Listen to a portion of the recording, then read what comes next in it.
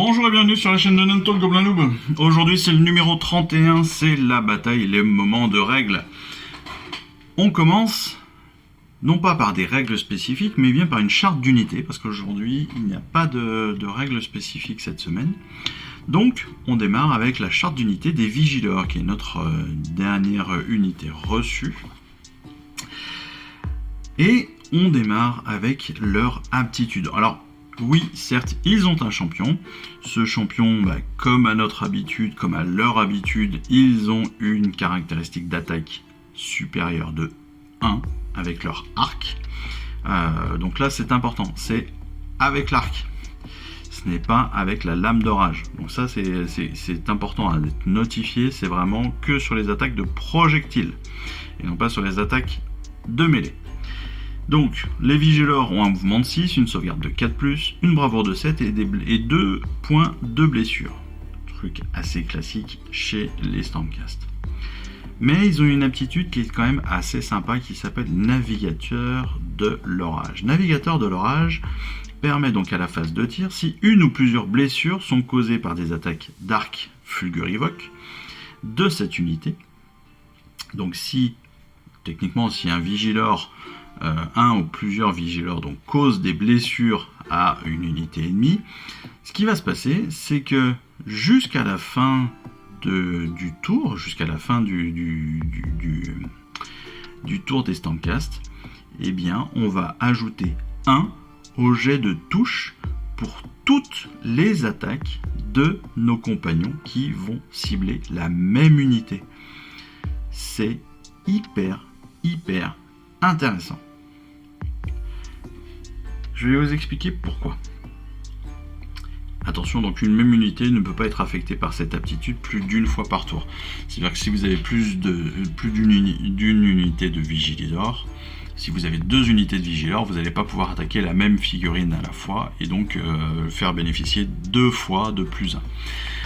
Mais bon, j'explique. Avec le tutoriel. On est en début de phase de tour, phase de tir. En fait, on va nous conseiller de commencer à tirer avec les Vigileurs. Pourquoi ? Parce que si on cause une blessure avec les Vigileurs, n'importe quel nombre, que ce soit 1, 2, 3, 4, 5, 10, peu importe, ils peuvent en causer jusqu'à 10. Avec une unité de 5, ils vont pouvoir en causer jusqu'à 10. Donc, ils font de 1 à 10 blessures. Jusque-là, tout va bien, tout est parfait. Sauf que, sur cette même phase de tir, si une autre unité Stormcast attaque la même figurine, ici le Slogot des Marais, attaqué de l'autre côté, donc à une distance certaine, là aussi, pas là aussi, mais phase de tir, donc on attaque la même figurine, le char foudroyeur va avoir +1 à son jet de touche. Autrement dit, il va toucher sur 2 au lieu de 3+. Et pas seulement. C'est-à-dire que si déjà les Vigileurs ont touché, le char a touché, si on a d'autres unités qui peuvent tirer, on peut le faire tirer pareil sur le Slogot, et ils ont tous une caractéristique de améliorer de +1 à la touche. C'est déjà balèze.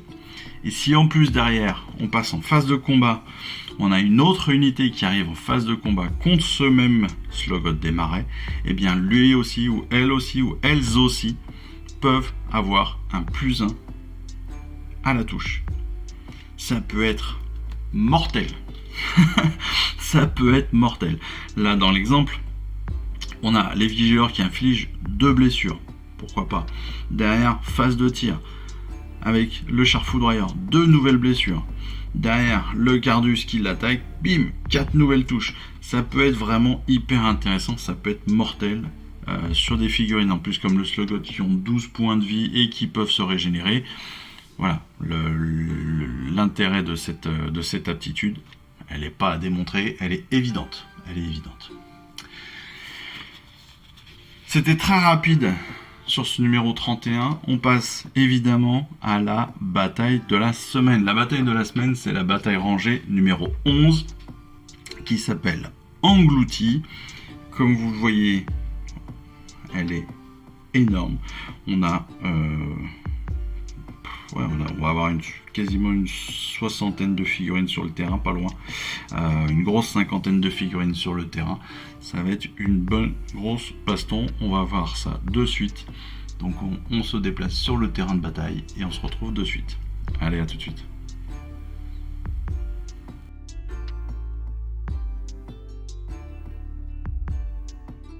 Bataille rangée numéro 11, engloutie. Les forces de l'ordre et de la destruction sont dispersées dans 2 royaumes. Si le combat se concentre surtout en Ulgu, les escarmouches sont toujours fréquentes dans le royaume des bêtes. 2 armées s'affrontent tout en cherchant une ligne tellurique d'une puissance effroyable en Gur. Cette énergie monstrueuse a été déchaînée par les 2 factions en conflit. À présent, elles doivent se battre pour survivre, non seulement l'une avec l'autre, mais aussi avec un royaume qui se rebelle contre eux. C'est donc la bataille rangée numéro 11. Les objectifs des alliances, l'énergie de Gur a longtemps été redoutée et convoitée par les peuples des royaumes, tandis que l'alliance de l'ordre cherche à dompter cette ligne tellurique. Les forces de la destruction veulent déchaîner son plein potentiel. Dans l'alliance de l'ordre, si les forces de l'ordre capturent cette région, elles accompliront des rituels afin de puiser dans l'énergie bestiale et de l'utiliser pour aider les colons à proximité. Peut-être pourront-ils imprégner leurs guerriers de la force sauvage nécessaire afin de repousser les hordes d'Oruk. On va retrouver donc la chevaleresse Arcanum, le seigneur impératant, le char foudroyeur, les 5 vigilors, 6 griffdog, 5 vindictors et 4 prétors. Bonne grosse armée. Côté destruction, si les forces de la destruction capturent cette région, elles utiliseront la magie noire pour la rendre encore plus féroce et dangereuse. Ce phénomène pourrait provoquer l'apparition de nouvelles gueules dans le sol et faire en sorte qu'aucun colon sigmarite ne puisse voyager ici en sécurité. Côté destruction, on a alors le boss qui tue, le chaman, le slogoth des marais, 10 éventreurs, 10 égorgeurs et 10 égorgeurs, les 2 unités d'égorgeurs.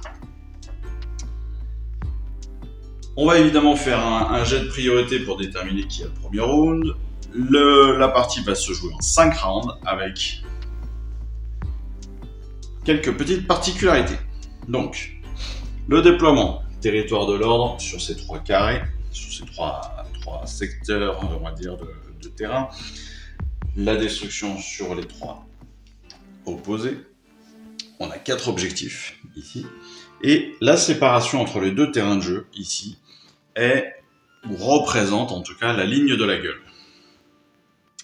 On va déployer nos armées de façon assez classique. Les points d'objectif sont déjà positionnés, bien évidemment, et après ça, on disposera aussi donc des 6 décors de l'antre primitif. Il faudra placer donc à plus de 3 pouces de chacun des pions d'objectif, et puis aussi en dehors de la ligne, évidemment, de la gueule.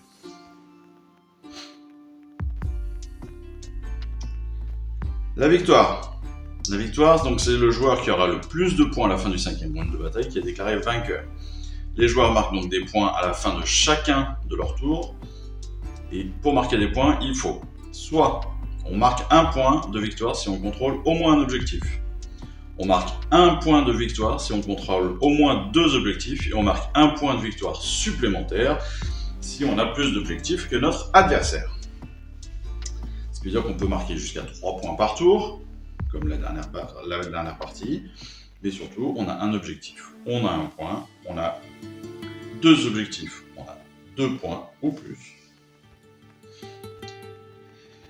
On a 2 points, pardon, si on contrôle 2 ou plus d'objectifs, on a 2 points, et si on a plus d'objectifs que son adversaire à la fin du tour, on a 1 point supplémentaire. Et donc il y a une petite particularité, c'est justement cette ligne de gueule, donc cette faille tellurique. Donc à la fin de chaque round de bataille, donc pas à chaque tour, mais bien à chaque round de bataille, on va ajouter un dé. On va ajouter au score du dé le numéro du round de bataille. Du round de bataille en cours. Pas le futur, mais le round en cours. Sur 7 ou plus, la ligne tellurique, donc la gueule, s'ouvre et engloutit vos armées. Toutes les figurines donc, qui sont situées sur la ligne de la gueule sont automatiquement tuées. Donc c'est pas anodin, il va bien falloir faire attention.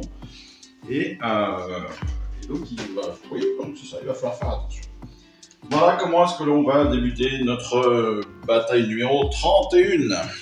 Enfin, le fascicule, la bataille du fascicule 31. Des noirs pour la destruction pour une fois, le dé blanc pour l'ordre. On va faire tout de suite le jet d'initiative pour savoir qui démarre. C'est l'ordre qui a l'initiative. Donc c'est eux qui vont commencer à placer leurs éléments. Très bien. Très bien. On va débuter avec ici le char foudroyeur. Le Slogot qui va se mettre pas en face, qui va se mettre dans la même position que le char foudroyeur.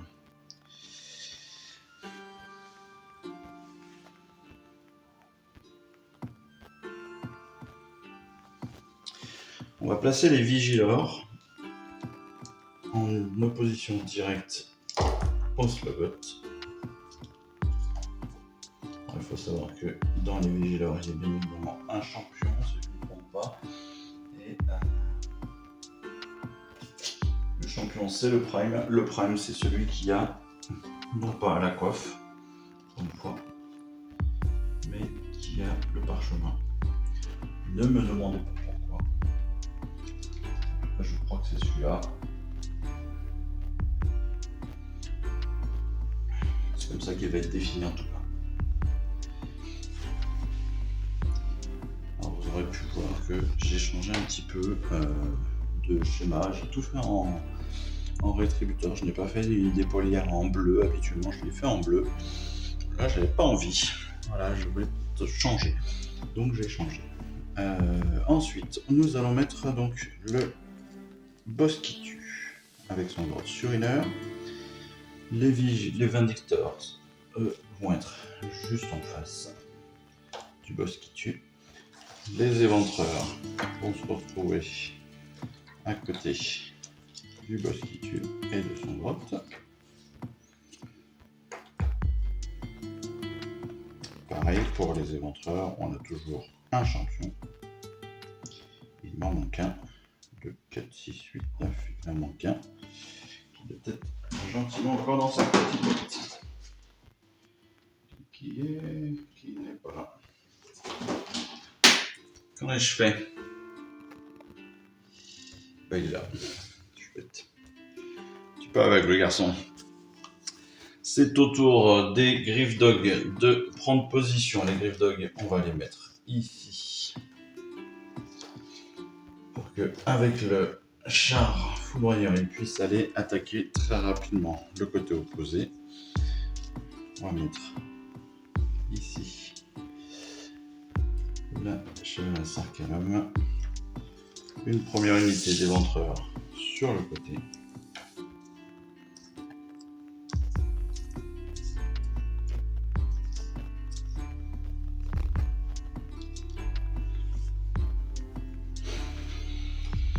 Le Seigneur Impératant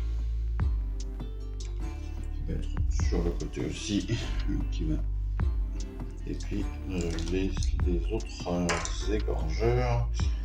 Les autres égorgeurs, lui on va les mettre. On va les mettre de côté aussi. Ils vont se mettre sur le côté comme ça.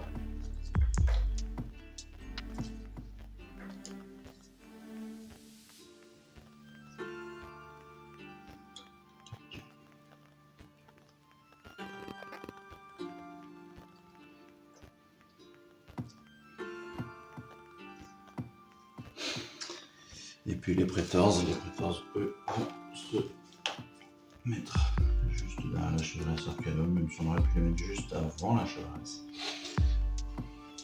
Histoire que les prétors puissent se protéger aussi un petit peu tout le monde. On aurait pu utiliser évidemment l'idée qu'on ait des armes, des unités de réserve.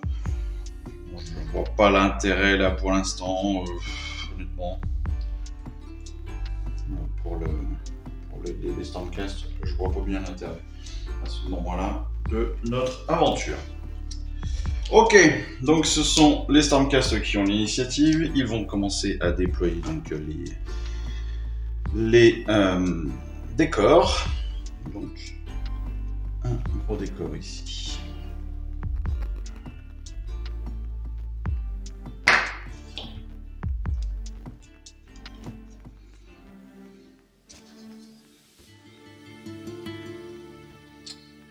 Hop.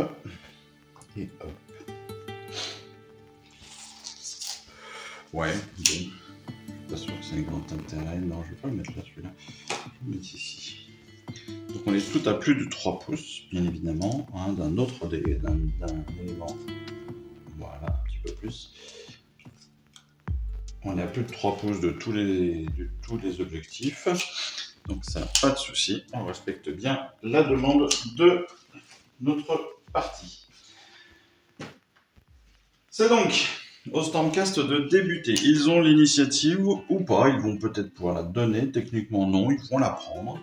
Ils ont donc 2 points de commandement contre 3 pour la destruction. Pourquoi 2? On le rappelle, 1 point parce qu'ils sont les premiers joueurs du round, un autre point parce qu'ils vont avoir leur général. Pour la destruction, c'est 3 points. Pourquoi 2 points de commandement? Parce que 1, ils sont deuxième à jouer, donc ils gagnent 2 points pour cela. Et ils ont encore leur général en la personne. On va mettre du boss qui tue, ce qui leur fait un 3e point. On a un sorcier de chaque côté, la chevaleresse arcanum d'un côté et le chaman basomancien de l'autre. Pour débuter, eh bien, on va débuter avec la phase de héros, bien sûr, parce qu'on rappelle, chaque round, les 5 rounds, possède donc 2 tours, le tour des Stormcast, le tour de la destruction, avec 6 phases, la phase de héros, mouvement, tir, charge, combat et déroute. On commence à le savoir. Tout est à peu près placé. Je vais mettre une piste de dés ici, en espérant qu'elle ne gêne pas trop. Donc la chevaleresse arcanum va pouvoir commencer et soit elle va pouvoir tenter un sort. Ce sort, ça va être, dans l'occurrence là, on va être sur du bouclier mystique. Pourquoi je dis ça? Parce qu'on n'est pas à portée de tir. Donc bouclier mystique va permettre donc, de donner un +1 à la sauvegarde pour l'unité.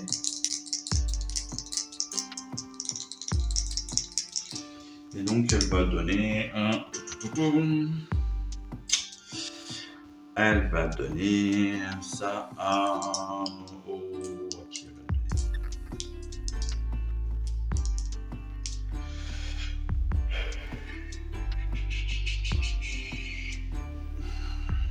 Romain Victor. Elle fait 6. Le sort passe tout juste, mais le chaman basomancien peut répondre. Il fait 6 aussi. Donc le sort passe. On a +1 à la sauvegarde que l'on va matérialiser par cet élément, ce token.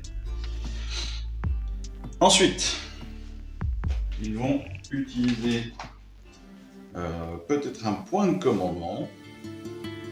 Un point de commandement pour un défense en règle peut-être. Mais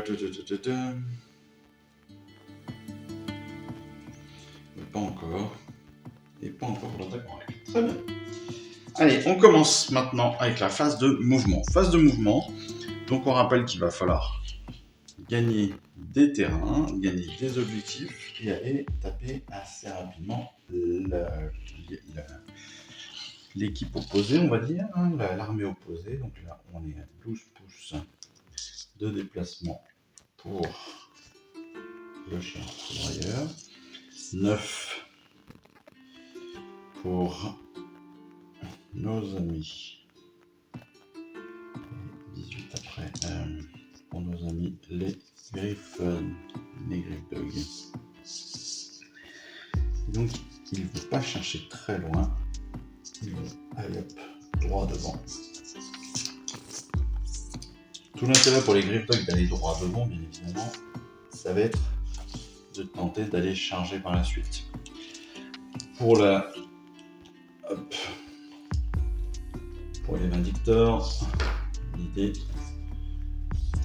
ça va être d'aller occuper le terrain. Ils sont à moins de 3 pouces maintenant de l'objectif. Donc ils détiennent l'objectif, hein, ils le maîtrisent.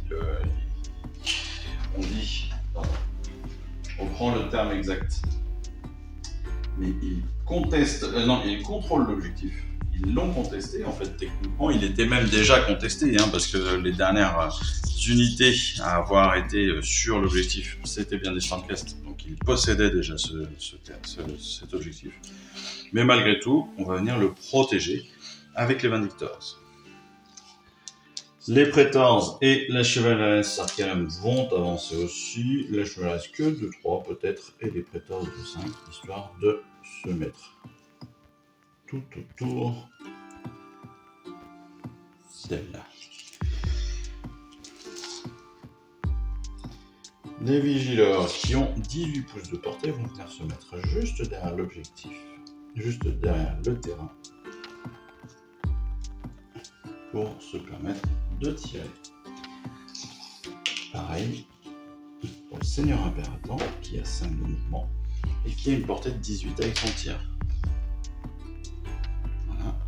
Et voilà. Ici, les Vigileurs étant derrière l'élément de terrain, ils vont bénéficier d'un couvert pour les égorgeurs, entre autres, si on leur tire dessus. Donc ça peut être tout à fait intéressant pour eux. On va débuter maintenant la phase de tir, justement. On vient de faire la phase de mouvement, on va passer à la phase de tir. Phase de tir, on va avoir plusieurs éléments qui vont pouvoir tirer cette fois-ci. On a le char foudroyeur, on a les Vigileurs bien évidemment, et le Seigneur Impérator. On va débuter avec le char foudroyeur qui est au plus proche de l'armée ennemie. Donc lui il va attaquer les égorgeurs. Il a 2 attaques, touche à 3, blesse à 3, et coffre de perfo de moins 1. Donc il fait une touche, blesse à 3, il ne blesse pas. Le Seigneur Impérator, il a déjà une, donc lui il va attaquer le Slogot des Mareks, il a un D6 d'attaque, là ça lui fait 4 dés d'attaque. Touche à 3, blesse à 3, perfo de moins 1. 2 touches.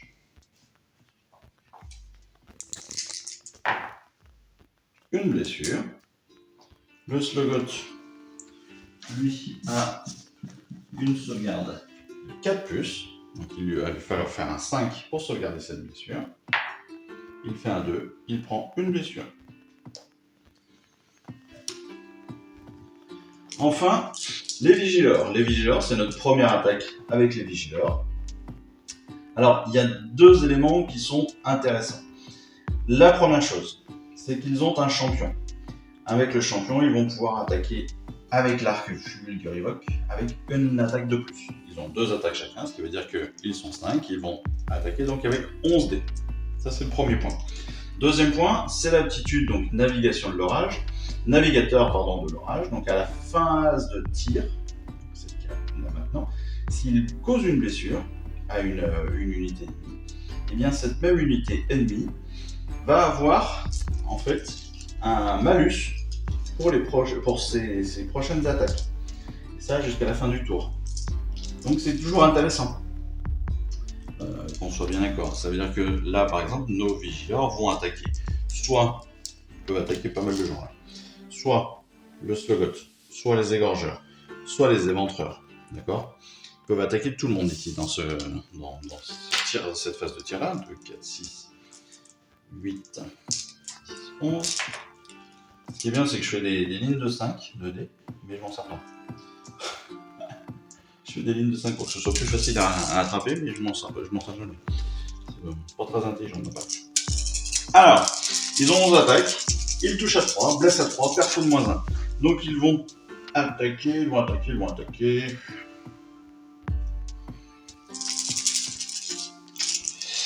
Eh bien, ils vont attaquer, pourquoi pas, les égorgeurs. Pourquoi les égorgeurs ? Parce que c'est une petite unité pas bien méchante, mais qui peut attaquer à distance. Donc c'est autant de temps de gagner contre eux. Ils attaquent à distance, justement. Donc 11 attaques. Touche à 3, blesse à 3. Voilà. Touche à 3. Touche les touches inférieures à 3. 2, 4, 6 touches. Il blesse à 3. On a 4 blessures. Ces 4 blessures vont amener 4 dégâts parce que ils ont, les égorgeurs, une sauvegarde à 6. Sauf qu'avec une perfo de -1, eh bien, on ne pourra pas défendre là-dessus. Donc on a 4 personnages de l'unité qui sont retirés du jeu. Voici toutes les attaques de tir ont été faites. On va pouvoir passer à la phase de charge pour les unités qui le souhaitent. Oui, j'ai tout fait. Ça, c'est fait, ça c'est fait, ça c'est fait. C'est bon. Je vérifie, mais j'ai pas d'autres attaques. Non, c'est bon. On va faire en particulier 2 charges. Une charge pour, eh bien, déjà le char foudroyeur, qui fait 4. Il ne va pas arriver à charger. Et les Griff Dog, qui vont tenter de charger aussi, qui font eux 7. Et à 7, ils n'arrivent pas non plus à bon port. Donc, les 2 charges ont raté. C'est un bon point pour la destruction. Il n'y aura pas donc de phase de combat, bien évidemment. Pas de phase de déroute non plus côté Stormcast. Par contre, côté égorgeur, la deuxième unité d'égorgeur, là oui. Ils ont une bravoure de 4, ils ont déjà perdu 4 figurines, plus 3. On a donc 7 figurines au total qui sont sorties du jeu pour les égorgeurs. Voilà ce qu'ils ont fait. 4. Enfin, ils ont fait un tir de 3, plus les 4 figurines qui sont sorties, on est donc à 7. La bravoure de l'unité étant à 4, c'est 3 unités supplémentaires qui sont sorties. On passe au tour numéro 1 de la destruction.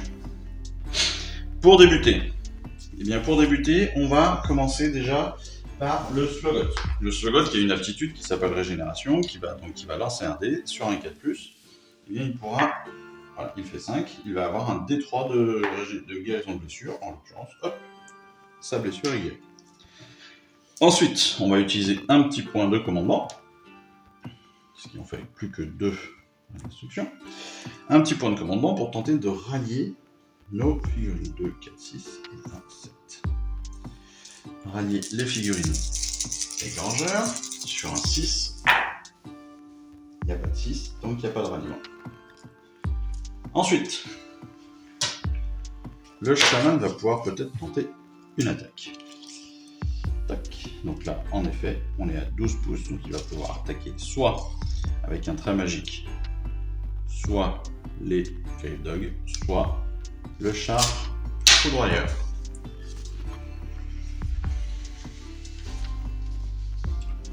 On va peut-être bien tenter justement le char foudroyeur. Ça me paraît être pas mal.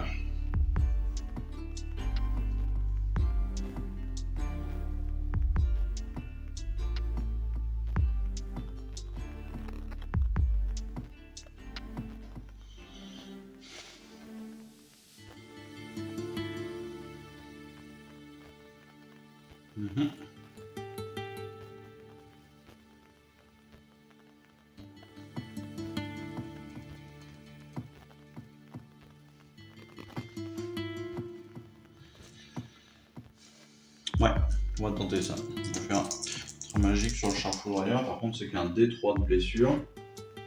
Le char foudroyeur a 12 blessures possibles. Ouais, c'est pas mal. Ça peut être pas mal. Il fait 3. C'est raté. C'est super.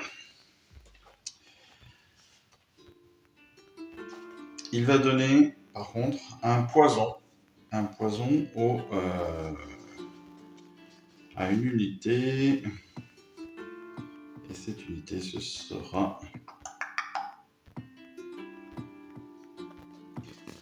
les éventreurs qui sont juste à côté de lui. Les éventreurs qui sont Oruk et Cruel Boys, sachant que les égorgeurs aussi. Non, il va donner un poison donc aux égorgeurs, ce qui fait que jusqu'à la fin du tour, sur un 5+, ils auront des blessures mortelles. Ce qui peut être intéressant, parce que là, on est quand même à distance de tir. On va être à distance de tir pour les égorgeurs, qui sont tout juste à distance de tir par rapport donc à notre char foudroyeur, si besoin était de le vérifier. Alors, eh bien, on va faire ça. On va débuter donc la phase de mouvement déjà. Phase de mouvement, les égorgeurs vont avancer un petit peu. Hop. Hop. Le chaman va avancer un tout petit peu. On sait qu'on sera en dessous des 5, donc il n'y aura pas trop de problématiques. Le boss qui tue aussi avance de 5. L'unité d'éventreur va aussi avancer de 5. Clac, clac, clac. Ici, ici. Les 3 égorgeurs restants vont-ils pouvoir avancer d'assez de... Non, ils ne vont pas avancer d'autant. Donc malgré tout, se mettre en position pour un futur tir. Et le Slogot, lui, va tenter potentiellement d'avancer aussi. Et il va aller. Il a 12 pouces. Et en étant à 12 pouces, il peut arriver très très proche. Là, on est bien. On est tout juste à 3 pouces. Donc l'objectif est bien en possession des égorgeurs.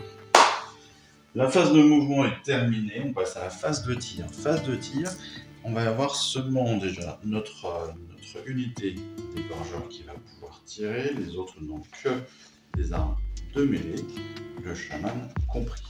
Donc, pour débuter, on a donc 11 tirs. Pourquoi 11 tirs? Les égorgeurs ont donc une attaque chacun. Ils ont un champion, donc le champion permet d'avoir une attaque... le champion permet d'avoir une attaque de plus avec le couteau, pas avec les grenades. Donc, il touche à 4 et blesse à 3. Rappelons que ils ont eu un poison et que le poison leur permet d'avoir une blessure mortelle sur un 5+, au lieu d'avoir un 6.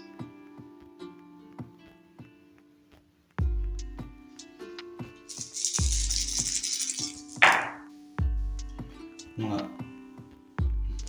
1, 6, 2, 5. Et encore 3 blessures mortelles. 3 blessures, pardon. Il blesse à 3. Donc on a 2 blessures supplémentaires.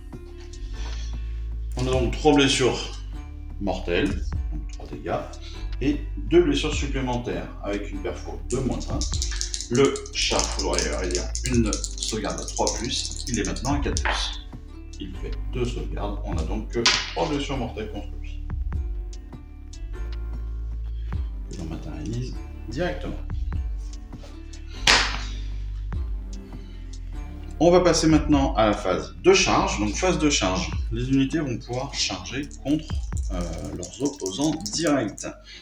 Le Slogot des marais qui est un petit peu au milieu, lui il va faire 10. Donc il va pouvoir bouger de 10. Ça va pas nous aider. Donc non. Le truc c'est que là, en fait, j'ai très mal choisi mon trajet. Pour la simple et bonne raison que là, je suis à moins de 3 pouces de Monseigneur Impératant et qui va bientôt pouvoir, il va très très vite pouvoir me taper dessus. Mais bon, je suis pas sûr de pouvoir faire ce mouvement-là, pour être très honnête. C'est pas grave, je suis en contact avec les vigileurs. Les éventreurs, tentent leur charge, ils font 10, ils vont être en charge. Hop.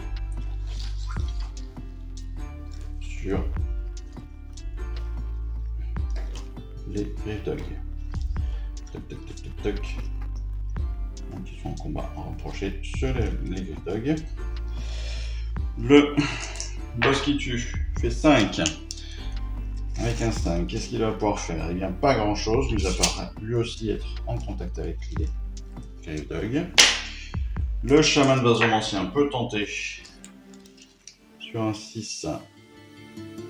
Il est tout juste grâce à son droite. Et les égorgeurs font 6, donc ils sont aussi en contact direct avec le chat foudroyeur.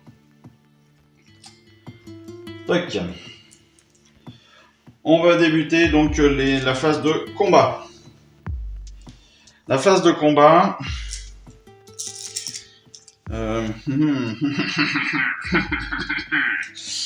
La phase de combat va être compliquée à gérer.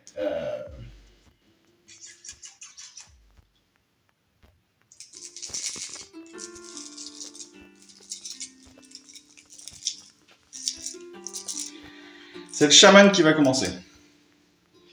Je le sens bien. Le chaman va commencer. Pourquoi le chaman? Non, c'est pas le chaman qui va commencer. Ce sont les éventreurs qui vont commencer. Pourquoi les éventreurs? Parce qu'en fait, ils vont potentiellement pouvoir mettre une petite misère au Gryffdog sur une bonne lancée. 2, 4, 6, 8. 4, 6, 8, 10. 12, 14, 16, 18 et 20. Et 21. Les éventreurs donc sont 10, ils ont 2 attaques chacun, plus une pour le champion. On rappelle que sur un 6 à la touche, ils ont les armes côté de venin.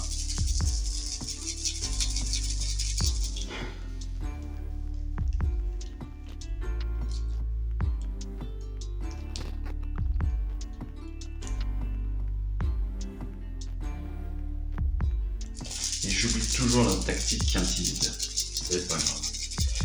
C'est pas grave. Allez, 21 tirs contre les Gryffdog. Sur des 6, on a des blessures mortelles. Donc là, on a déjà 6 blessures mortelles, ce qui veut dire qu'il y a déjà 3. Voilà. Ensuite, touche à 4. Donc là, tac, tac, tac, tac, tac. Touche à 4. Hop. On a 4 blessures. 3 blessures. 3 blessures. Sauvegarde à 3+. Il n'y a pas de sauvegarde, pardon, pour les Gryffdog. Et oui, les Gryffdog n'ont pas de sauvegarde, ils n'ont pas de caractéristiques de sauvegarde. Ils prennent donc 9 blessures, 2, 4, 6, 8, 9 blessures. Ces 9 blessures, on va les reporter tout de suite sur nos Gryffdog. Ce qui veut dire qu'avec 9 blessures, on a 4 Gryffdog qui sont éliminés du jeu et un qui prend une blessure. Tac. Voilà qu'il fait.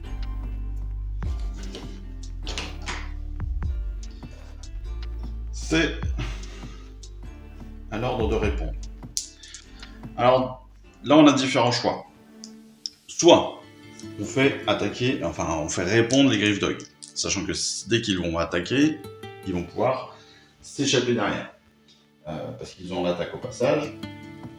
Et à chaque fois qu'ils attaquent, ils peuvent derrière se replier de 6 pouces. Ça peut être intéressant, ça peut permettre de protéger ces 2 dernières unités avant même que le Bosquitu n'essaye de les taper. Soit on va aller avec le char foudroyeur parce qu'il a beaucoup d'attaques et qu'il peut faire un carnage lui sur les 2 unités qui le prennent en mêlée, parce que on a un équivalent, on a 9 attaques possibles. Donc ça peut être pas mal, soit sur les égorgeurs, soit sur le chaman. Soit les vigileurs qui attaquent en premier le Slogot. Et donc qui permettrait de lui faire pas mal de mal, sachant que rien.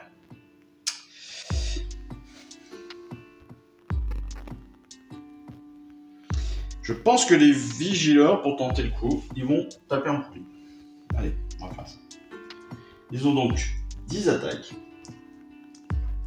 Tout bêtement, 10 attaques. Ils touchent à 3 et blessent à 3. Et une perfo de -1.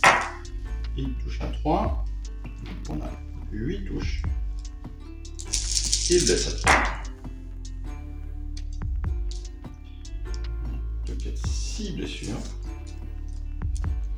6 blessures qui vont tenter d'être sauvegardées. La sauvegarde du Slogot, on le rappelle, c'est du 4+, avec une perfo de -1, donc on est sur du 5+. Et donc on a une sauvegarde, et donc 5 blessures.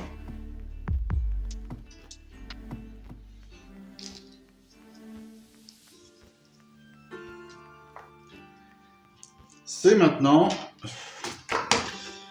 maintenant à la destruction.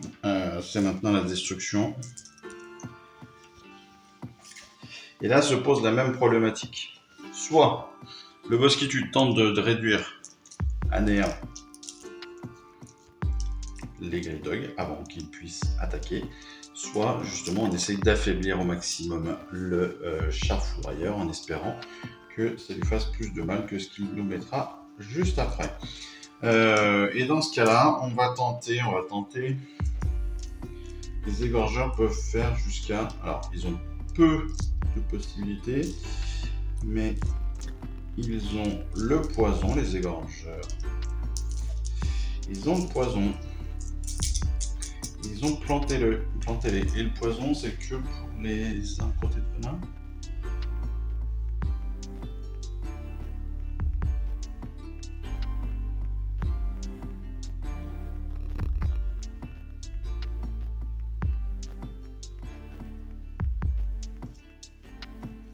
C'est fait pour les improtés de venin.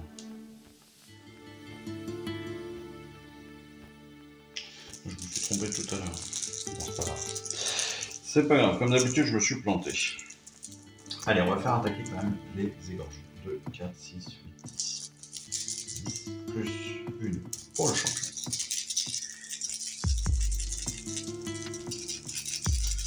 Donc, il touche à 4, baisse à 5. Oui, ça valait pas le coup. Ça valait clairement pas le coup. On a 4 touches. Sur 11. Et il blesse à 5. Et donc on a une blessure. Wouhou, c'est super les bidons, ça valait pas du tout le coup. Et c'est sauvegardé, bien évidemment. Je sais pas pourquoi j'ai fait ça, c'était une énorme connerie. J'ai essayé de faire attaquer le chaman. Et bien pour la peine.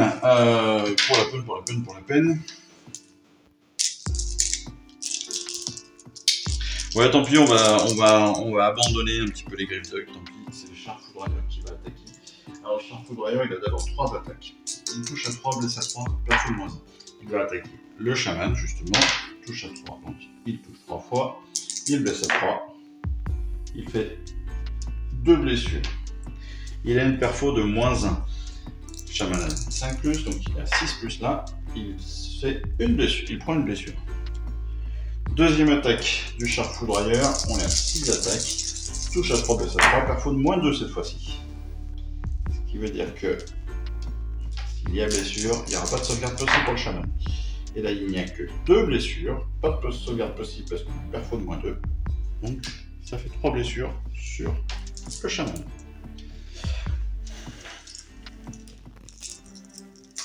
C'est au tour maintenant de la destruction. Et bien cette fois-ci, on va pas rater le coche. C'est le boss qui tue qui va attaquer. Il a d'abord 4 attaques, il touche à 3, blesse à 3. Il a les improtés de venin. Il fait rien du tout. Et son surhumeur, lui, il a 3 attaques. Il touche à 4, blesse à 4. Il a aussi les improtés de venin à 6. Il fait une touche et une blessure mortelle. Il fait une blessure, sauvegarde à 3+, et pas de sauvegarde évidemment, pour les Grave Dogs. Donc on a un nouveau Grave Dog qui est éliminé. C'est bien dommage tout ça. C'est bien dommage. Ok. C'est donc au Grave Dog maintenant, c'est le dernier Grave Dog qui va pouvoir tenter sa chance. Lui, il a 4 attaques. Il va attaquer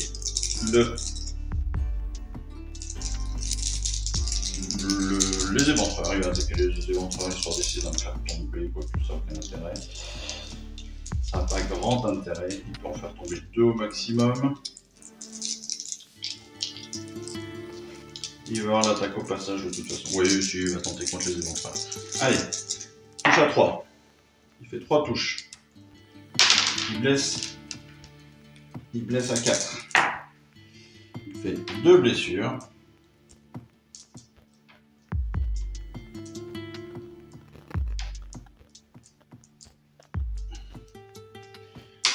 Deux blessures qu'on va tenter de sauvegarder avec du 5+.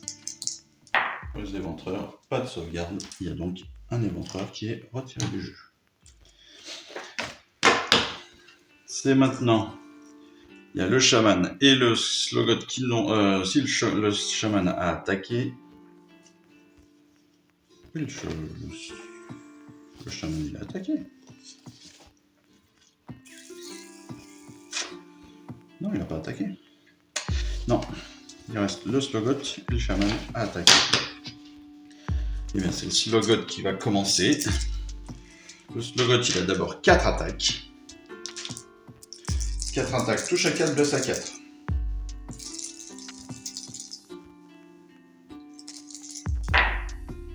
Fait une touche, blesse à 4. Okay. Pas de blessure. Deuxième attaque avec ses griffes lacératrices. Touche à 3, blesse à 3, parfois de -1. 4 touches, blesse à 3. Il fait 2 blessures, pas faux, de -1 donc. Donc les vigilors, une sauvegarde à 4+, il faudra faire les 5, ils font un 6 et un 3. Il y a donc eu 2 blessures de fait. On a un vigilor qui est sorti du jeu. On est en fin de phase de combat, enfin on a encore une possibilité aussi, rappelons-le, avec le slogot. Donc on va le garder de côté pour ne pas oublier, c'est l'équipage Chopper, l'équipage de Chopper qui peut être utilisé. Le chaman, lui, va tenter de faire un petit peu de mal donc, à notre char foudroyeur. Première attaque, 2 attaques, touche à 3, blesse à 3, parfois de -1.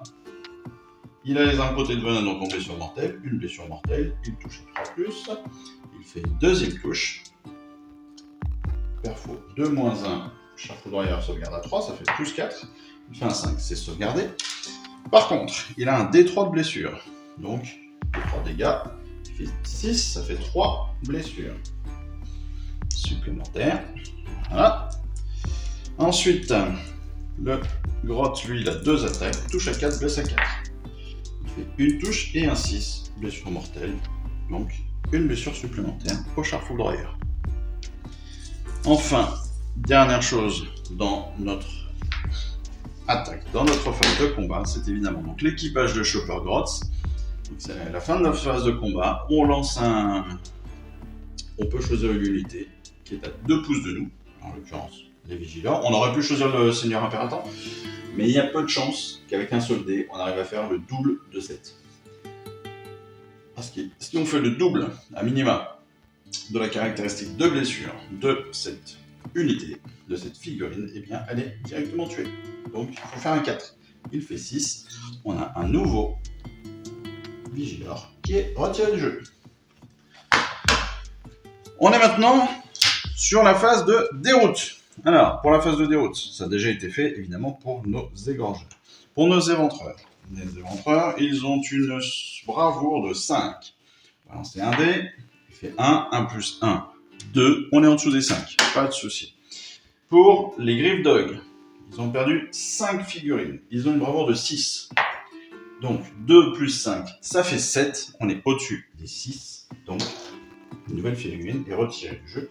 L'unité complète de Griff Dog est donc retirée. Pour les vigileurs, eux, ils ont une bravoure de 7. Ils ont perdu 2 figurines. Ils font 5. 5 plus 2, 7. On est pile à la bravoure. Il n'y a donc pas de nouvelle figurine qui est retirée du jeu.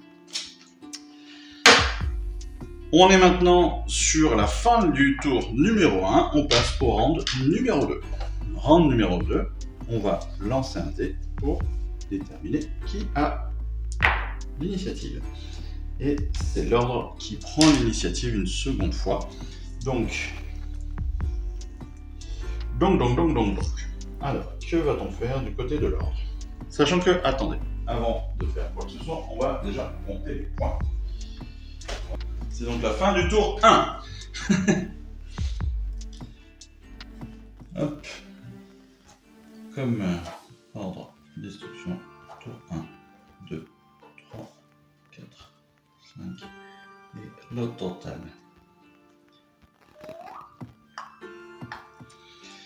Au tour numéro 1, l'ordre a 2 objectifs. Au tour numéro 1, la destruction a aussi 2 objectifs. Donc, chacun a 2 points, parce qu'aucune des deux armées n'a plus d'objectifs que son adversaire. Alors, on va débuter. Eh bien, l'ordre va garder évidemment l'initiative. Pourquoi techniquement c'est plus intéressant pour l'ordre de garder l'initiative?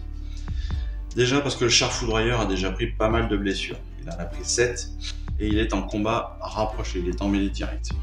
Deuxièmement, le Slogot des Marais là va être en contact aussi direct très facilement, très rapidement avec le Seigneur Impérator et les 3 Vigilors qui restent. Ils sont à proximité tous, donc ils vont pouvoir que tirer sur le Slogot. Le Slogot qui a déjà 5 blessures. On rappelle qu'il a quand même 12 points de vie, mais il n'a que 12 points de vie, sachant qu'il va prendre des tirs et la mêlée juste après.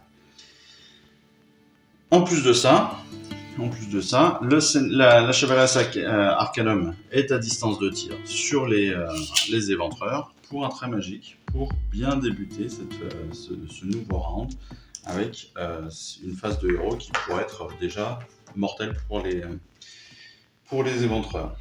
Allez, on débute justement par cette phase de héros. Et donc, un 7. Le chaman, est-ce qu'il est à plus de 30 pouces? Bien sûr que non. Il fait 5, le sort passe. Et donc on a un D3 blessure mortelle. On a une blessure contre un des éventreurs. Rien d'autre dans la phase de héros. Donc on va passer tout de suite à la phase de tir.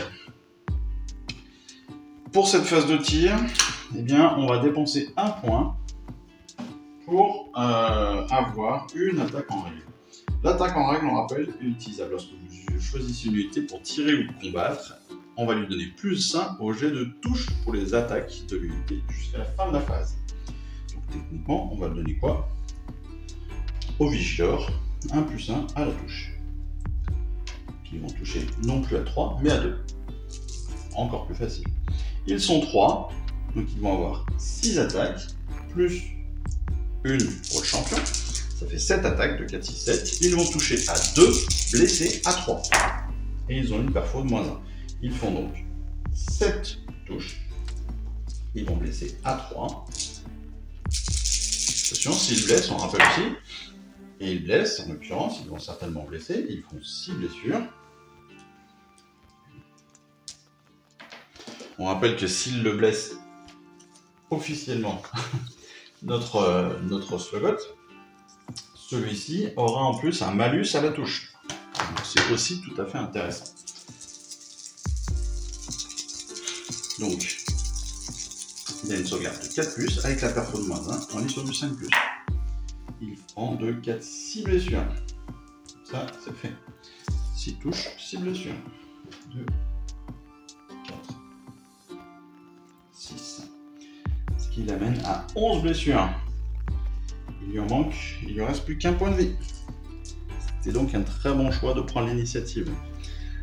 Deuxième tir, c'est pour le Seigneur Impérator qui lui a un D6. Alors là, il n'a qu'une attaque, il touche à 3, c'est 3, et il ne touche pas. Dommage. Mais ce n'est pas grave. Ce n'est pas grave, parce qu'on passe à la phase de mouvement.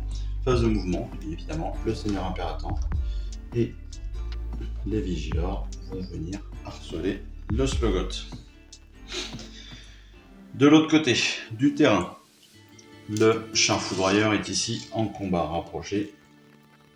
Hop, et on va avoir les Vindictors qui vont se rapprocher.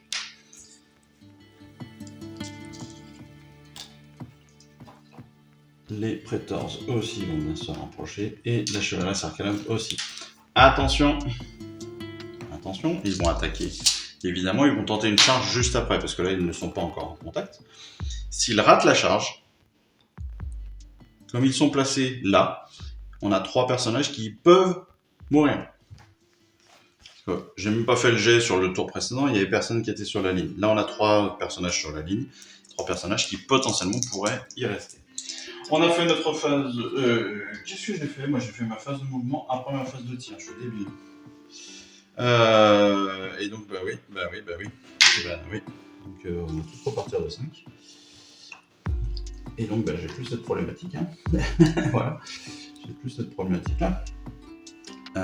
Et eux non plus.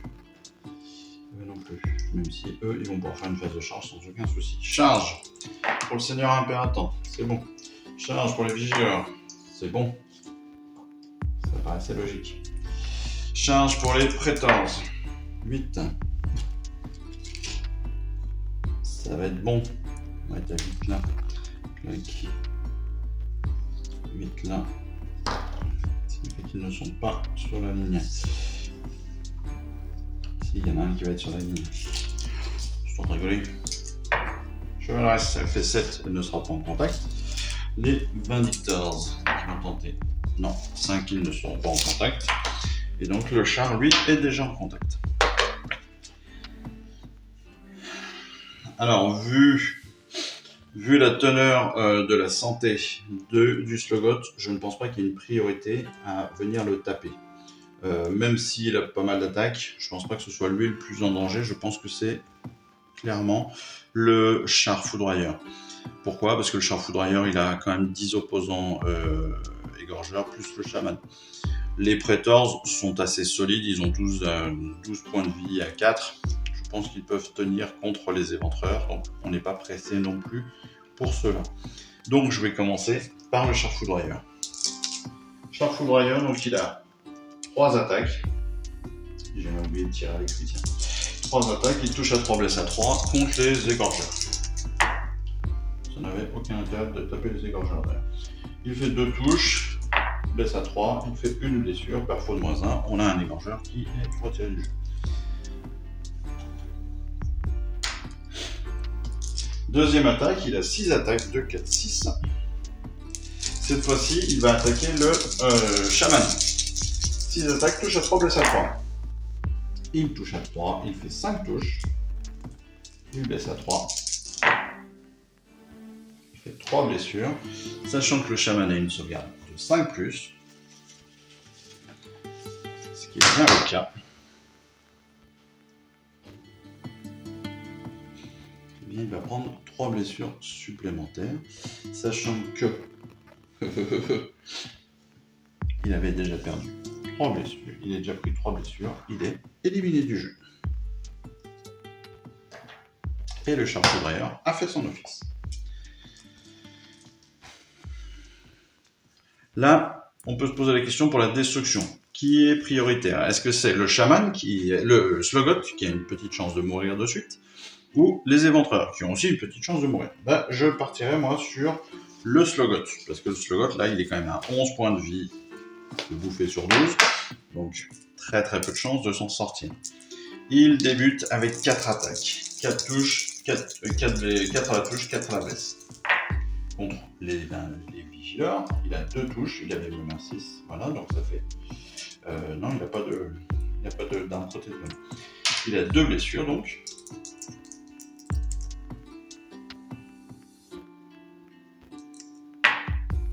Et il a une blessure. Sauvegarde à 3+, et à 4+, pardon, pour le vigileur, c'est sauvegarde. Deuxième attaque, touche à 3, blesse à 3 avec les griffes lacératrices. Il fait 4 touches. Et une blessure. Perfo de -1, donc on est 5+ sur le vigileur. Il fait un 5, c'est sauvegardé. On a une dernière attaque, c'est l'équipage de Chopin droite. Il fait 5. Grâce à cette attaque, on enlève un nouveau vigileur. Et je viens de perdre une main. J'ai un vigileur qui a perdu un arc. J'ai perdu une main. C'est au tour maintenant de l'ordre. De l'ordre. On a déjà attaqué ici. Ici, le Slogoth a déjà attaqué. Donc, eh bien, ce sont les Praetors qui vont mettre un coup, tout simplement. Les Praetors, ils ont 3 attaques chacun. Ils sont 4. Ce qui nous fait 12 attaques. Plus une petite. Parce qu'on a un champion. Eux, ils touchent à 3. Blesse à 3.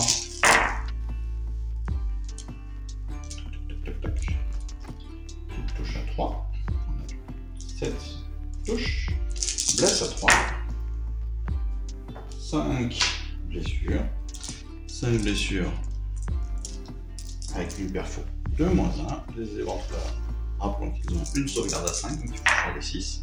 On n'a pas de 6, on a 5 blessures. Ce qui veut dire 3 figurines, sachant qu'il y en avait une qui avait déjà une blessure en cours.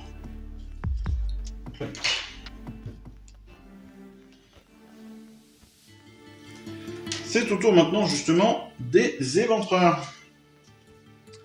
Ou alors des égorgeurs. Mais comme les chars ont le char a déjà attaqué, il n'y a plus de priorité. Il n'y a plus de priorité à faire cette attaque-là. Donc c'est les éventreurs qui vont taper, pourquoi pas. 2, 4, 6, 2, 4, 5, 6, 2, 4, 6. Je suis là. 10, 12, plus 1. Donc 12 attaques, plus 1, parce qu'ils ont encore leur champion. Ils ont les armes côté de Benin, donc 6 à la touche. 6 à la touche. On a déjà 3 blessures mortelles. 4 blessures mortelles. Ensuite, il touche à 4. On a 4 touches supplémentaires. Et 4 blessures. Pas de perfo. Sauvegarde à 3+. On a 14. On a 2 blessures qui passent et 2 qui sont sauvegardées. Ce qui veut dire qu'on a 2, 4, 6 blessures au total qui font 6 dégâts. 6 dégâts, ça veut dire que 2 prétors sont retirés du jeu. Et je viens de casser... Oh là là, mais dis donc, c'est quoi cette partie-là? Je viens de casser aussi mon Slogot. Ça va pas du tout. J'ai cassé un vigileur, mon Slogot, tout va bien. Je suis pas énervé. C'est au tour maintenant, eh bien, soit des vigileurs, soit du Seigneur Impérator. Eh bien, c'est le Seigneur Impérator qui va attaquer, très simplement. Il a 4 attaques, touche à 3, blesse à 3. Je fais 3 touches, blesse à 3, et une blessure. Une blessure, il a une perfo de -1. Le Slogot, on le rappelle, je ne le sais jamais, mais il a une sauvegarde à 4, ce qui veut dire qu'il faut faire 5 pour sauvegarder. Il fait 4, il prend une blessure supplémentaire et il sort du jeu. Pour faire la réparation en bonne et due forme. Très bien. Dernière unité à pouvoir attaquer, ce sont les égorgeurs. Les égorgeurs, ils ont 2 attaques chacun, ils sont 9, 2, 4, 6, 8, 9. Ils ont 18 dés. 10, 12, 14, 15, 16, 18, plus 1 du champion, ça fait 19 dés.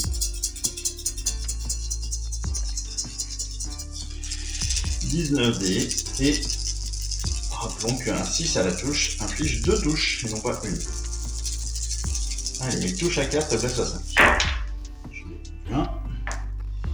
Là, donc il touche à 4. On avait un 6 là, un 6 là, un 6 là. On a donc 4 touches qui vont amener des touches supplémentaires. On va enlever tout ce qui est en dessous de 4. Hop. On va rajouter 4. Voilà qui est fait.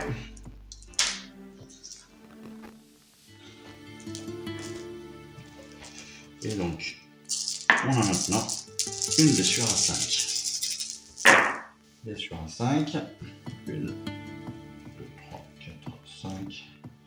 Blablabla. Normalement, on est bon. 5 blessures. Il n'y a pas de modification de perfo. Donc on est sur une sauvegarde à 3+. Et on a 3 blessures qui viennent se rajouter aux autres. 2, 3. Donc là on a 2, 4, 6, 8, 10 blessures. Et c'est la fin du tour des Stormcast. C'est la fin du tour des Stormcast. On passe donc à la destruction. La destruction va débuter son tour par...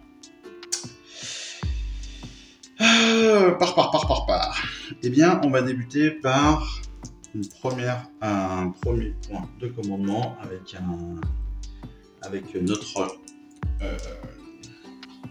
notre champion qui va lancer une action héroïque. C'est-à-dire qu'il va tenter de lancer un sort, si je ne me trompe pas, de pouvoir lancer un sort à la place de... Voilà, c'est sorcier, la volonté héroïque. Donc il va lancer un sort, donc un trait magique sur les Praetors. Il fait 6, ne sort pas, c'est ce qui va être dissipé par le Chevalier Arcanum qui fait 4, non. Il y a donc des 3 blessures mortelles, il y a une blessure qui va arriver sur un des Praetors. C'est fait. Ensuite, on va utiliser un deuxième point pour un raniement. Raniement pour 2, 4, 6, 7 égorgeurs. Il y a 2, 6, donc on va ramener 2 égorgeurs sur cette petite unité-là. Et de l'autre côté, on a 4. Un autre point, on n'a plus de points de commandement pour un ralliement pour les éventreurs cette fois-ci. Et là, on a 1, 2, 3, 4, pardon, j'ai fait 5 dés. J'avais un 6, tant pis pour moi. Et j'en ai pas. J'aurais mieux fait de tricher. J'aurais mieux fait de tricher. Voilà. J'ai pas fait mes déroutes. Tant pis. Je suis complètement débile. Je pense à rien du tout. C'est terrible. C'est pas grave. C'est pas grave. On est en phase de mouvement. Phase de mouvement. Nos égorgeurs vont se déplacer de 5 ici. Ils vont être à capacité de tir sur la Chevalier Arcanum, sur les Vigileurs aussi, sur les Praetors. On va faire un autre mouvement de 5 pour nos éventreurs qui vont venir se placer ici contre les Praetors. Enfin, notre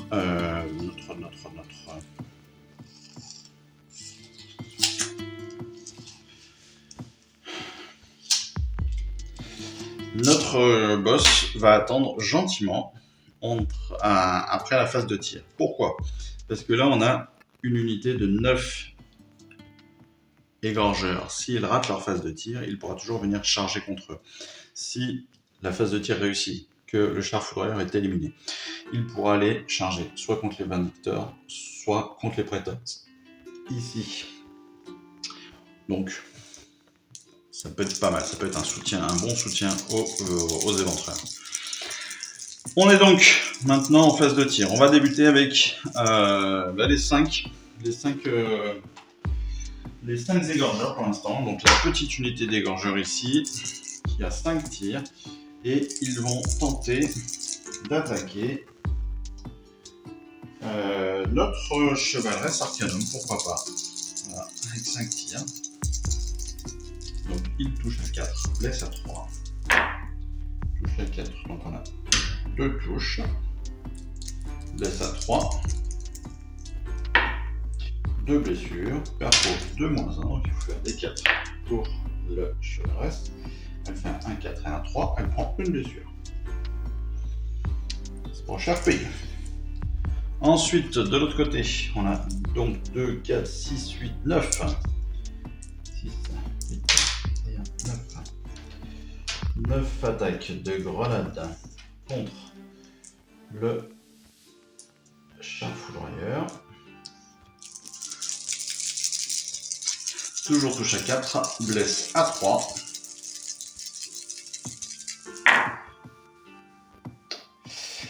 Blesse à 4, donc on a on a 6 blessures, 5 blessures, pardon. Blesse à 3. On a 3 blessures, perfo 2 -1, le char foudroyeur est à 3+, il faut qu'il fasse 4. Il fait 1, 3, 1, 5, 1, 4. Il prend une blessure supplémentaire. Et il est maintenant donc à 11 si je ne me trompe. 2, 4, 6, 8, 10, 11. Il lui reste un point de vie. Tout ce que je ne voulais pas. Tout ce que je ne voulais pas. Tout ce que je ne voulais pas. Parce que là, ça va être la grande question pour la charge. On va tenter des charges.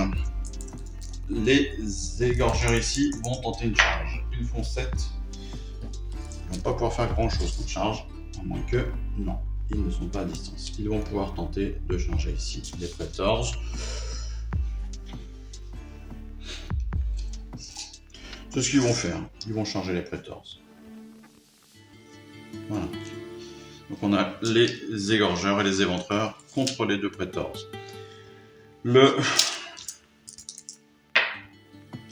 8. 8.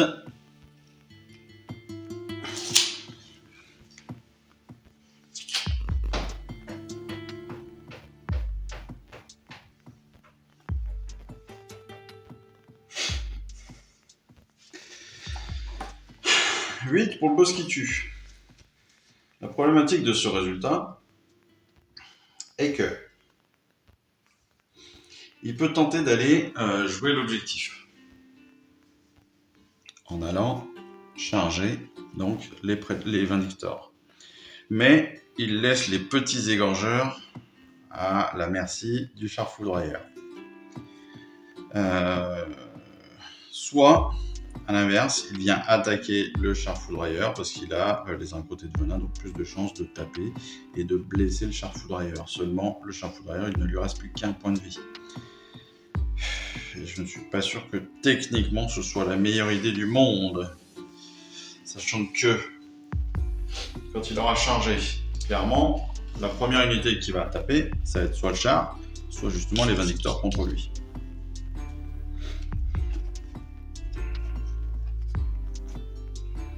Parce que dans tous les cas, la destruction va devoir choisir entre qui va taper en premier. Ce sera soit les égorgeurs contre le char, histoire de l'éliminer tout de suite, et donc de se sauvegarder de futures blessures, soit le boss, pour justement essayer de contrer tout de suite des vindicteurs qui pourraient essayer de le frapper, et qui ont eux aussi une blessure mortelle à 6. D'autant plus qu'il n'y a plus de blessure, il n'y a plus de point de commandement côté destruction, donc ils vont pas pouvoir non plus utiliser d'attaque en règle ou d'autres règles comme celle-ci. C'est embêtant. C'est embêtant. C'est pas grave, on va tenter comme ça. Il va aller attaquer directement Ali. Et au pire, il utilisera son aptitude, retenez-les. On le sent bien. On est maintenant sur la... Je me suis encore... Ah non, c'est la charge, pas de souci. J'allais dire, je me suis encore planté, mais non. On est en phase de charge. Phase de charge. On va débuter donc par nos égorgeurs. L'unité de 9 égorgeurs, 2, 4, 6, 8, 9. Donc ils ont 18 attaques. 18 attaques plus une. Du fait, ils ont encore leur champion. Ils touchent donc à 4. Ils touchent à 4, blessent à 5. S'ils font un 6 à la touche, rappelons-le qu'ils ont une touche supplémentaire. Ils ont 1, 6, 2, 6, 3, 4, 5, 6. Donc on va avoir déjà des touches supplémentaires. Ils touchent à 4, on l'a dit. Donc ça, c'est bon. On a 5 touches là. 2, 3, 4, 5. 5, 6, donc il y a même des touches supplémentaires, des doubles touches. Et il blesse maintenant à 5. Touche à 5. On a 4, 5, 6. Eh bien, 7 touches. Le reste est en dessous de 5. 7 touches qui, on l'espère, pour la destruction, permettra d'obtenir une blessure. On a 2, 4, 6, 7 blessures, donc qui permettront d'avoir au moins un dégât. 2, 4, 6, 7. 7 blessures. Si sur 7 blessures, il n'y a pas un dégât, c'est pas de chance. La sauvegarde est à 3+. On a 1, 2, 3 dégâts. 3 dégâts. Le char est retiré du jeu. Vous avez fait 14 blessures. Il n'y en a que 12. C'était un bon choix pour l'instant pour la destruction. Donc se pose la question, est-ce que les vindictors tentent de protéger au maximum leur objectif, ou bien les prétors essayent de faire des dégâts sachant qu'ils ne sont plus que 2 et qu'ils vont en prendre une.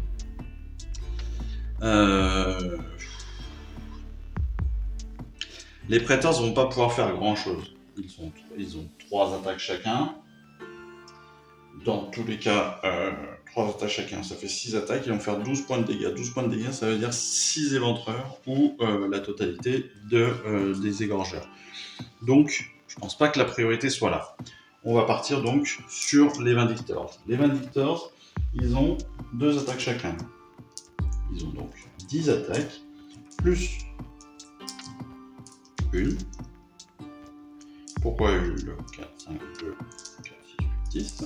Plus une parce qu'ils ont encore leur champion. Et sur un 6, on rappelle, sur un 6, donc ils ont des blessures mortelles à la touche.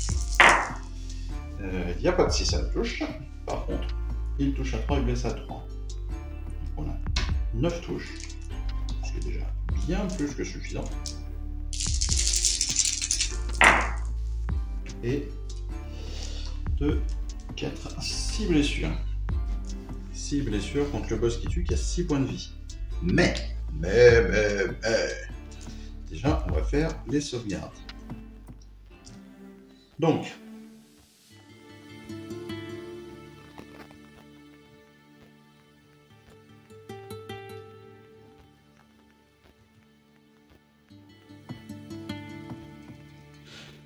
on va faire l'aptitude.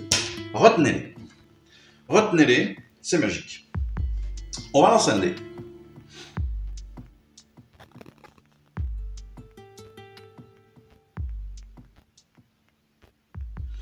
On va lancer un dé pour chaque blessure. Il y avait 6 blessures.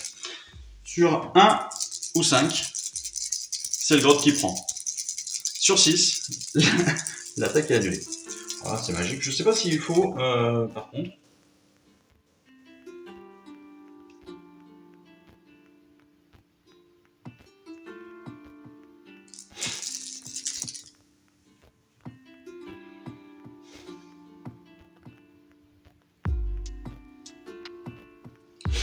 Donc en fait, je pense que ça se fait blessure par blessure.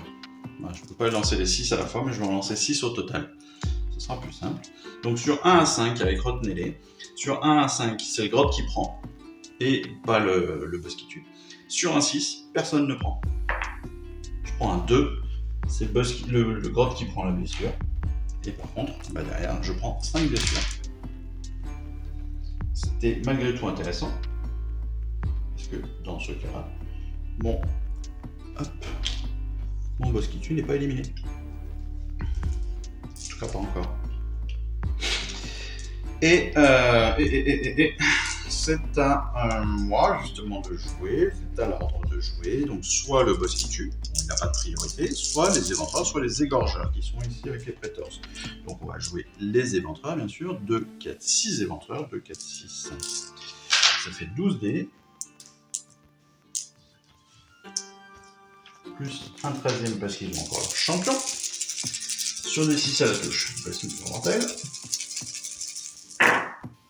On a 1, 2 blessures mortelles. On est sur du 4+. Hop. On a 2, 4, 6 blessures. 6 touches, pardon, et 3 blessures. 3 blessures. Sauvegarde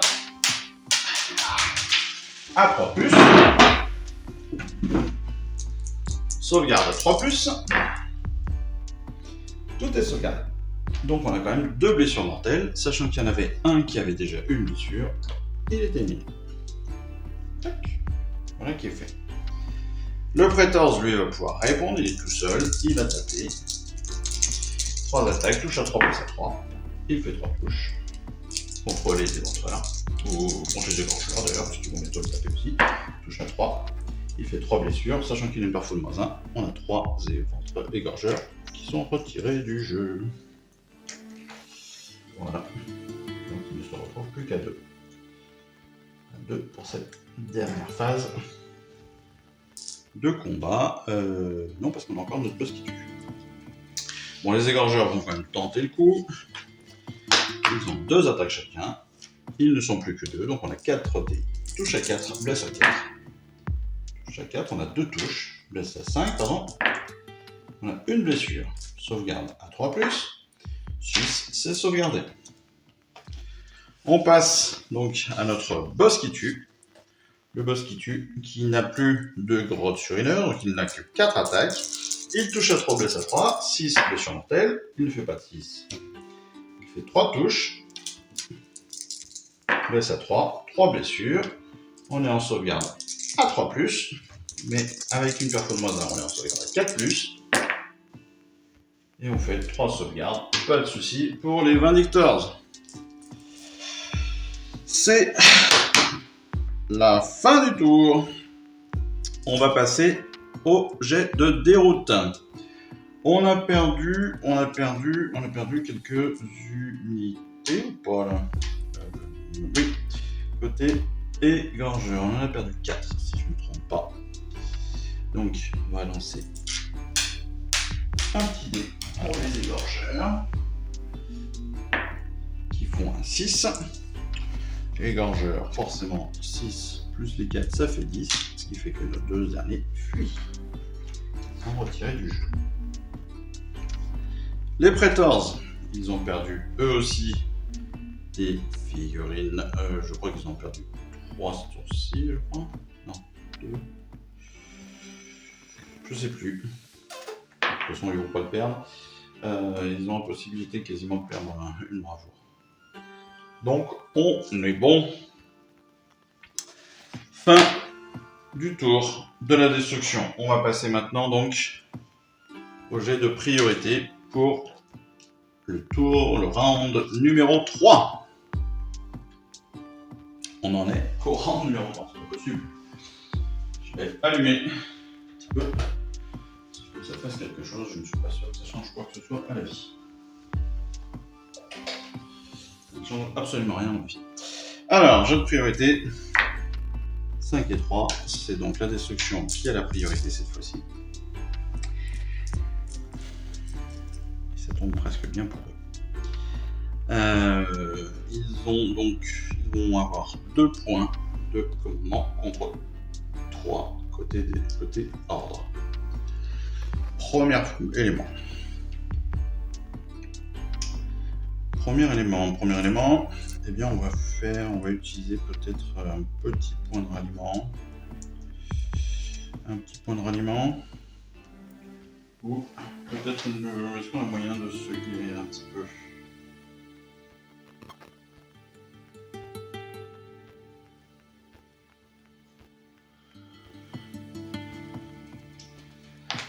Les guérisons mortelles, il me semble qu'il faut qu'elles soient, qu'on soit à plus de 3 pouces de l'ennemi. Hein.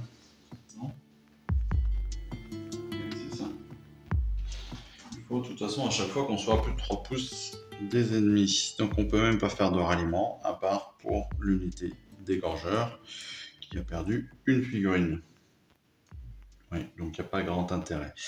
Très bien. Je pense qu'en fait pour toutes les choses, pareil pour l'attaque en règle, il me semble. Hein. Pour l'attaque en règle ou pour la défense en règle, il me semble que c'est pareil. Il faut être à plus de 3 pouces, non?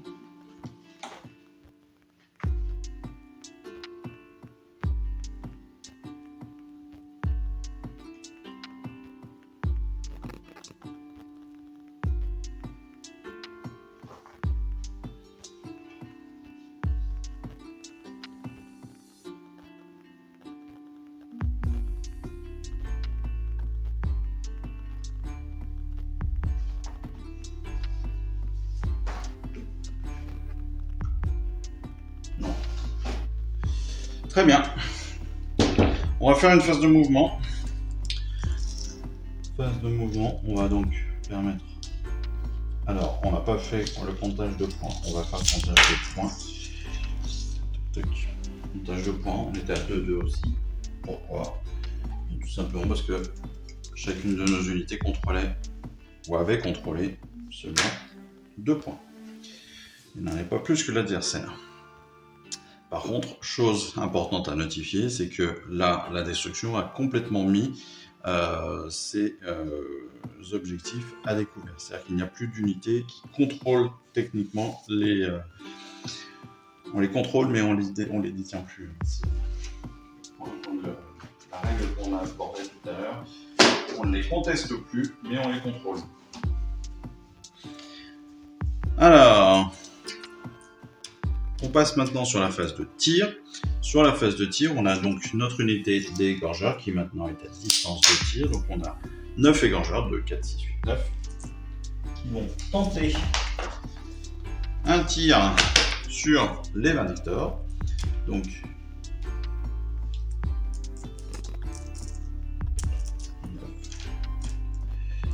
9 tirs possibles. Il touche à 4 et blesse à 3. Performance 1. Touche à 4. Donc 1, 2, 3 touches. C'est pas terrible.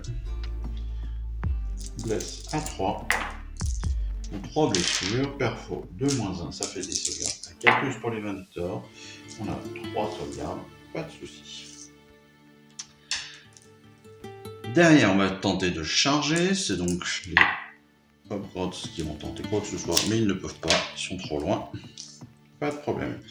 On est maintenant sur la phase donc de combat. C'est évidemment le boss qui tue qui va débuter.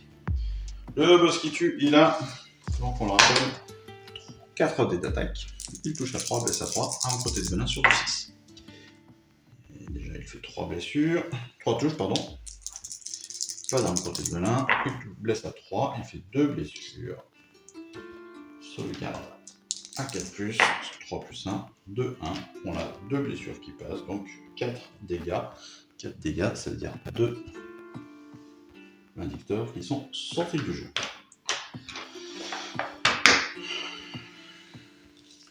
Les Vindictors ne sont plus pressés. Donc c'est le Praetors qui va répondre. Praetors, il a 3 attaques, il touche à 3. Il fait donc une touche, pardon. Il blesse à 3. Il fait une blessure. Il sauvegarde à 6 pour les éventreurs. Ils font 5. Il y a une blessure. Il y a 2 blessures, pardon. Donc il y a un éventreur qui sort du jeu. C'est maintenant donc aux éventreurs, bien évidemment. Ils sont 5, 2, 4, 5. Ils ont donc 11 attaques. 10 plus 1. On rappelle des armes protées de venin sur le 6, ça me touche. Il y a déjà 2, 6.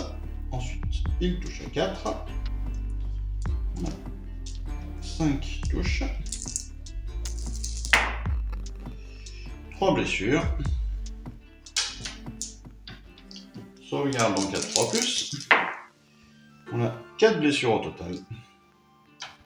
Donc le 14 est lui aussi sorti du jeu. Il n'y a plus de 14 sur la table.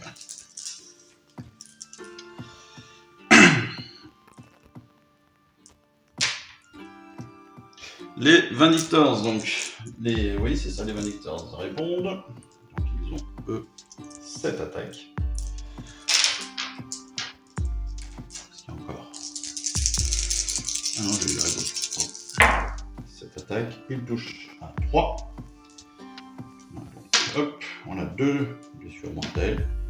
Sachant qu'il ne restait que 1 point de vie. Au boss, il est retiré du jeu lui aussi. Fin de la phase de combat. Phase de déroute, il n'y en a pas, sauf pour les Vindictors qui ont perdu 2 personnages sur cette 2 figurines sur ce tour. 5+2, ça fait 7, on est pile à la bravoure, pas de fuite. C'est le tour le rang numéro 3, donc de l'ordre. Premièrement, le chevaleresque Arcanum va pouvoir lancer un sort intramagique sur les éventreurs. Il fait 11, il n'y a pas d'opposition. On a un D3 blessures mortelles. 3 blessures, pardon. Donc on a un éventreur qui sort et un qui prend une blessure. Ensuite, phase de tir. À la phase de tir, on a que le Seigneur Impérateur. Non, on a les Vigileurs aussi. Ils sont tous à distance de tir. On a 2 vigileurs qui vont commencer à tirer. Ils ont 2 attaques chacun, touche à 3, blesse à 3. Ils font 3 blessures. 3 touches, pardon. Une blessure. Sauvegarde à 5+, mais avec le perfo de -1 à 6. il y a un 2, il y a une blessure supplémentaire. Hop. Un éventreur sort du jeu. Et autre point intéressant, c'est que ils ont donc un jet de touche. Un jet de touche pour les attaques qui ciblent l'unité ennemie jusqu'à la fin du tour. Et donc, il va falloir -1 pour toucher l'unité jusqu'à la fin du tour. Donc, si les Vindictors veulent venir ici, veulent charger, ils auront -1 pour le toucher. C'est au tour du Seigneur Impératant qui va pouvoir tenter aussi une attaque. Il fait 4, donc il y a 4 dés d'attaque. 3 touches, 3 plus à la touche, mais avec l'attaque des Vigileurs, il va être à 2 plus à la touche.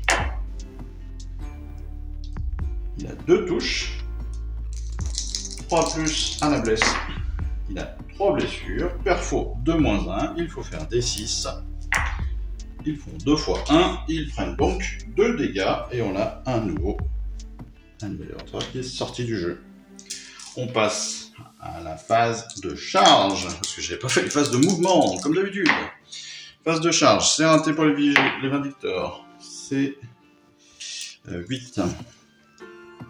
C'est raté d'un demi-pouce pour la chevaleresse, et là-bas on est beaucoup trop loin. Donc on est sur la fin de notre tour, sauf que là on a eu 4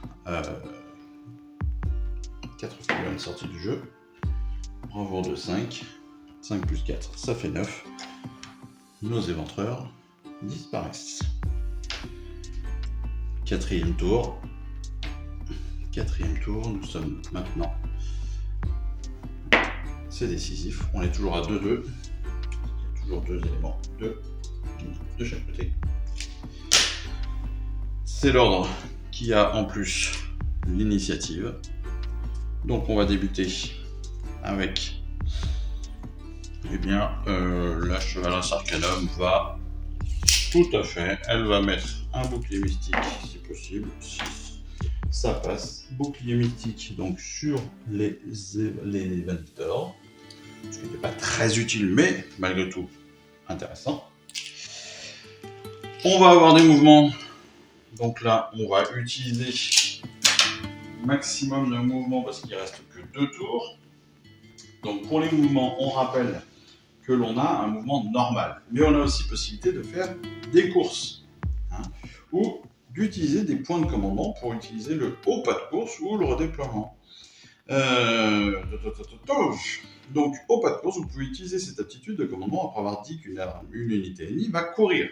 L'unité doit recevoir donc l'ordre, on ne va pas faire de jet de course, mais à la place on va ajouter 6 à la caractéristique de mouvement. Donc en l'occurrence, c'est ce qu'on va faire. Parce que la course, c'est on rajoute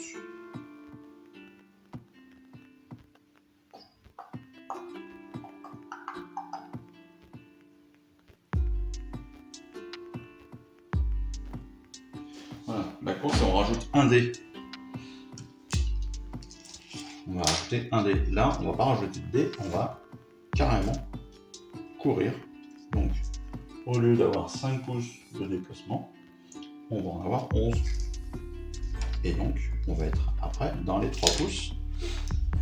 Et donc, on sera en contact avec l'objectif. Et donc, à ce moment-là du jeu, l'ordre bénéficie d'un objectif supplémentaire par rapport à la destruction.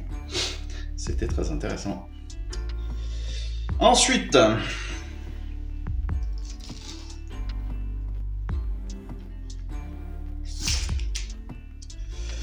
on va faire un petit mouvement de 5 pour les Vigileurs.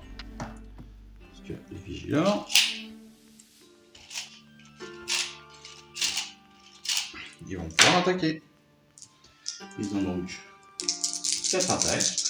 Touche à 3, blesse à 3, perfo de -1. Touche à 3, ils font 2 touches. Blesse à 3, 2 blessures, perfo de -1. Pas de sauvegarde possible côté égorgeur. On perd 2 unités. Ensuite, on passe à la phase de charge. Phase de charge, eh bien, ce sont les Vindictors qui vont tenter une charge. Ils sont à 7. Ils vont donc arriver en contact avec nos égorgeurs et vont pouvoir se battre. Ils sont plus que 3. Ils ont donc 6 dés d'attaque, plus 1 parce qu'ils ont encore champion. On rappelle qu'il c'est 3 plus, et 6 blessures mortelles. 6 blessures mortelles, on a une blessure mortelle, touche à 3, on a 2, 4, 5, 2, 4, pardon, blessure, touche, pardon, blesse à 3, on a 3 blessures. Et ils ont une perfo de -1, la sauvegarde est à 6 pour les égorgeurs, donc on a 4 points de nouvelles figurines qui sont retirées du jeu. Et hop, voilà qui est fait. C'est au tour des égorgeurs qui sont plus que 3 de répondre. Ils sont donc 7 attaques. Touche à 4, blesse à 5. Ils font un 6, donc on a une attaque supplémentaire. Ils touchent à 4, on a dit, donc ils ont 7 touches. Blesse à 5. Ils font 3 blessures. Sauvegarde à 3 plus. On a 3 sauvegardes, pas de souci.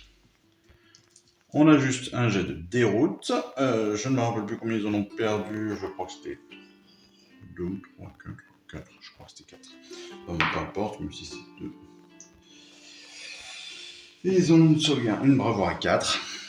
4 plus 2, ça ferait encore 2. 4 plus 3, ça ferait 3. Les 3 sont sortis. Bim, allez, ciao, bonne journée. Et il n'y a plus d'unité de la destruction sur le terrain. Donc, il n'y a plus de tour.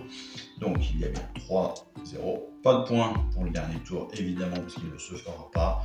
Mais on a donc une victoire, désormais, de l'ordre avec 9 points contre 6. Et surtout, une destruction totale de la destruction. Une destruction totale de la destruction. Facile. Bon, bah voilà une bonne partie. Vous voyez, comme quoi je pensais que ça allait être beaucoup plus brutal que ça au départ. En voyant les forces en présence, mine de rien, entre les Griffdog, le char foudroyeur, les Praetors, on a quand même là des armes qui sont monstrueuses et qui font énormément de dégâts. Les Vigilors sont pas si mal que ça, hein, parce que comme tous les Stormcast, ça touche à 3, ça blesse à 3, c'est quand même hyper pratique. Hein.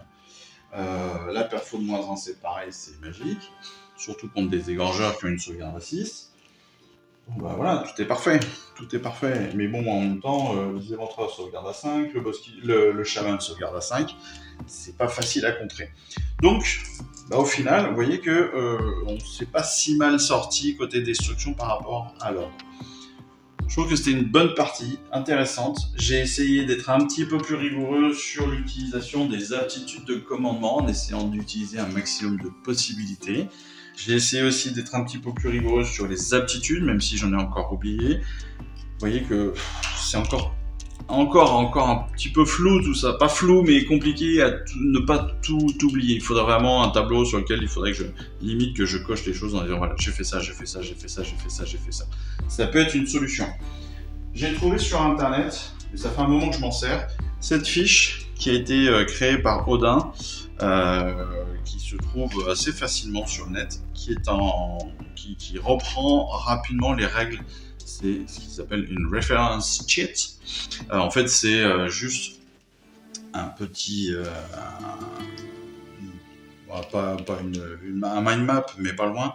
C'est un diagramme en fait qui reprend les différentes phases, qui reprend aussi à quel moment on va pouvoir utiliser certaines aptitudes de commandement et comment est-ce que ça se gère. Avec derrière le descriptif des aptitudes de commandement, c'est hyper bien fait. Je pense que ça mérite même encore presque d'être amélioré. Et entre autres par rapport à la V4, je pense qu'il y a des petites choses à reprendre qui pourraient être intéressantes. Il faudrait qu'on essaie de regarder ça un jour. Mais voilà, ça peut vous donner une bonne idée et ça peut aider très clairement pour ceux qui débutent. Ça peut vraiment aider sur comment est-ce que je dois me positionner, quels sont pas comment je dois me positionner, mais quel est l'ordre vraiment des choses à faire. Et est-ce que j'ai pas oublié quelque chose, est-ce que j'ai pas oublié une possibilité d'aptitude, etc., etc. En tout cas, d'aptitude de commandement. Parce que les aptitudes des unités, ça, il faut vraiment connaître sa charte d'unité. Et ça, bah, là, ça commence à faire beaucoup. Hein. Là, il y en a déjà une vingtaine. On s'en sert quasiment d'une vingtaine à chaque fois, une bonne douzaine à chaque fois. Là, 2, 4, 6, 2, 3, 4, 5, 6, 7. 7 d'un côté, 2, 3, 4, 5 de l'autre. Donc on est déjà une douzaine de chartes d'unités. Ça peut être compliqué de tout mémoriser, de se souvenir de tout. Malgré tout, partie hyper intéressante. Longue mais pas trop, j'ai trouvé. Et plutôt stratégiquement aussi pas mal. Par contre, je suis un peu déçu. J'ai cassé 2 figurines, il va falloir que je répare tout ça. Mais ça, c'est autre chose. Voilà. En tout cas, écoutez, merci de m'avoir suivi encore une fois. Merci d'avoir joué le jeu avec moi. Et puis, j'espère vous retrouver très rapidement sur une prochaine bataille, sur une prochaine vidéo aussi. En attendant ce moment-là, écoutez, moi, il ne me reste plus qu'à vous souhaiter une excellente fin d'après-midi, une excellente fin de semaine. Et puis, je vous dis surtout à très très vite. Allez, ciao, bye bye.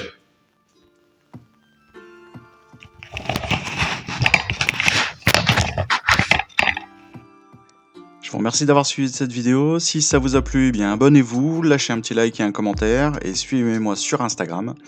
Instagram où je poste régulièrement des photos de mes dernières réalisations et dernières peintures. Et puis comme il est maintenant de tradition sur la chaîne, je vous souhaite une excellente fin de journée et surtout, lisez bien, collectionnez bien, assemblez bien, peignez bien et jouez bien. Allez, je vous embrasse et puis je vous dis à très vite. Allez, ciao, bye bye.